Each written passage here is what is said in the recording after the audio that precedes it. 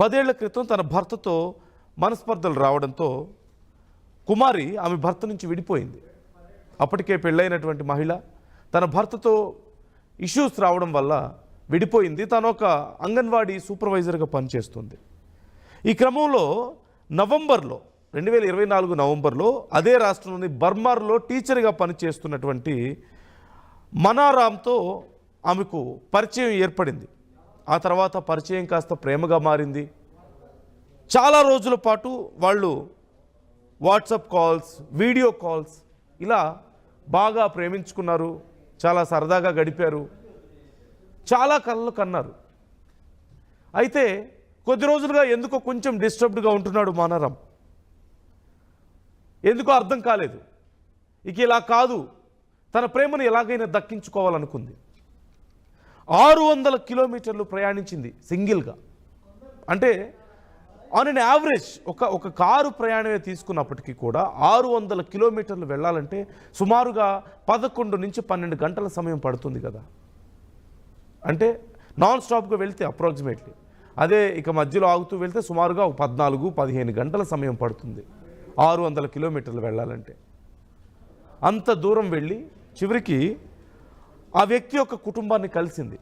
ఇక్కడ కొసమరిపు ఏంటంటే, ఇక్కడ ఈ యువతికి తన భర్తతో డివోర్స్ అయింది. అక్కడ ఆ వ్యక్తి కూడా అప్పటికే పెళ్ళయి తన భార్యతో విడాకులు తీసుకోవాలి అనే ఆలోచనలో ఉన్నట్లుగా తెలుస్తోంది. ఈ నేపథ్యంలో వీరిద్దరి మధ్య ప్రేమ చిగురించడం, సుమారుగా సంవత్సరం పాటు చాలా సరదాగా గడిచిపోవడం ఇదంతా జరిగింది. అయితే ఒక్కసారిగా ఆ యువతి అక్కడి వరకు రావడంతో ఆ వ్యక్తికి నచ్చలేదు. తన కుటుంబంతో నేను మాట్లాడతానని, నీ కుటుంబంతో నేను మాట్లాడతాను, నేను ఒప్పిస్తాను వాళ్ళని పెళ్ళికి అని చెప్పి వెళ్ళడంతో అక్కడ గొడవ జరిగింది. అసలు నువ్వు ఎందుకు వచ్చావు, ఎవరు రమ్మన్నారు ఏంటి అని చెప్పేసి ఆ వ్యక్తి ఆ మహిళతో గొడవ పడ్డాడు. నీకోసమే వచ్చాను, మనం పెళ్లి చేసుకుందాం, నీ కుటుంబంతో నేను మాట్లాడతాను, ఇక ఎన్ని రోజులు ఇలా అంటూ ఆ యువతి అడిగింది. ఇలా వాళ్ళిద్దరి మధ్యలో గొడవ పెరిగింది. చివరికి అక్కడ పెద్ద గొడవ అవ్వడంతో పోలీసుల దాకా వెళ్ళింది విషయం. పోలీసులు వచ్చి వాళ్ళిద్దరి మధ్యలో సెటిల్మెంట్ చేశారు. గొడవ పడద్దు, ఏదైనా పరిష్కరించుకోండి అని చెప్పి వాళ్ళకి కొంత సర్ది చెప్పి వెళ్ళారు. ఆ తర్వాత ఆ రోజు రాత్రి ఆ మహిళను, కుమారిని, ఆ వ్యక్తి నీతో మాట్లాడాలి,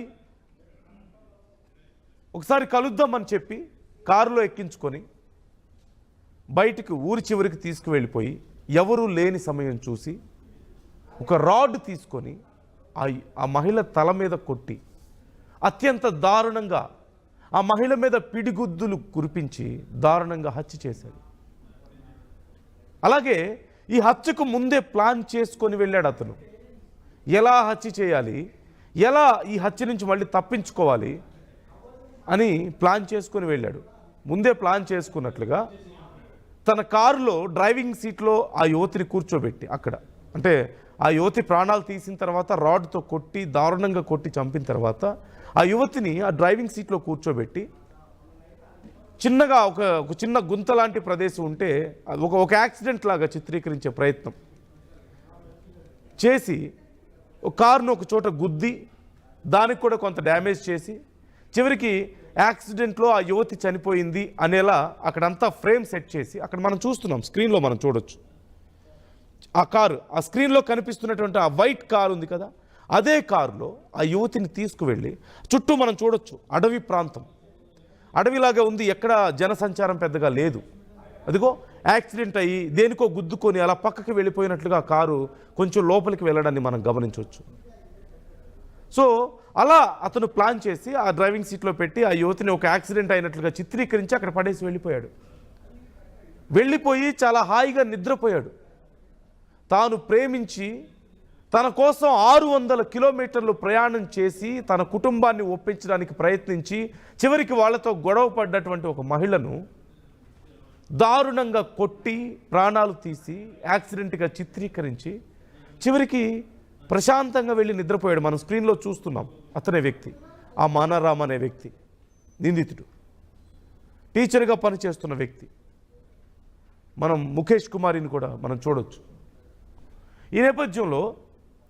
ఈ నేపథ్యంలో పొద్దున్నే లేచాడు, కాల్ చేశాడు, ఆ యువతికి కాల్ చేసినట్లుగా నటించాడు. కాల్ కలవలేదు, ఎవరో చెప్పారు అక్కడ ఏదో యాక్సిడెంట్ అయిందని.